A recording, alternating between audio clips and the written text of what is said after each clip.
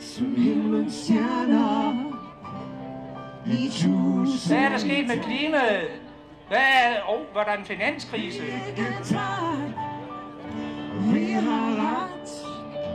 Og så er det, at vi skal have mod til at forestille os en radikal anden fremtid for Danmark.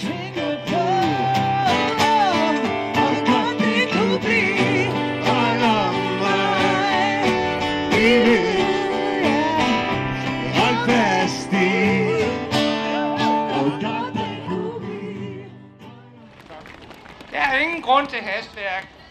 Der er brug for omtanke. Der er brug for at tænke sig om. Der er brug for, at man gør noget andet.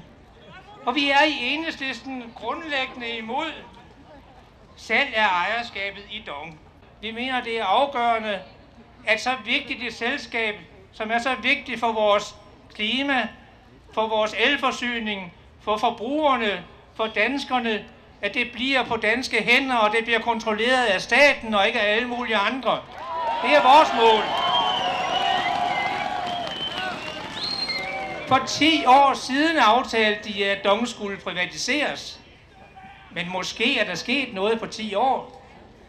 Måske skulle man lige tænke sig en anelse om, hvad er der sket med klimaet? Var der en finanskrise? Var der en Goldman Sachs? Måske skulle man tænke sig lidt om.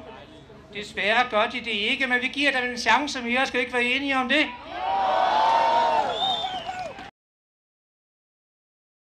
Hvorfor har regeringen besluttet at invitere Goldman Sachs indenfor i vores allesammens energiselskab DONG? Det, der for mig kan man sige, er bemærkelsesværdigt ved at I nu bruger eftermiddagen her, og alle de diskussioner, der har været ude på nettet, og vi har set gode journalister sætte spørgsmålstegn ved de informationer, der er blevet lagt på bordet, det er jo, at bagved den konkrete sag, ligger der jo en bekymring for, hvordan udvikler vi det her land, hvordan tænker vi politik, hvordan sikrer vi gennemsigtighed i beslutningsprocesserne, hvordan tænker vi etik og moral, hvordan tænker vi menneskeværdighed, og hvordan er det, vi beskytter de fælles værdier i Danmark. Og jeg håber bare, at den energi, I kan mærke, I har med hinanden nu her i eftermiddag, selvom det er koldt, pokkerskoldt herude, det er også starten på en dyb diskussion omkring social retfærdighed, en diskussion omkring en ny politisk kultur, og så det, at vi skal have mod til at forestille os en radikal anden fremtid for Danmark.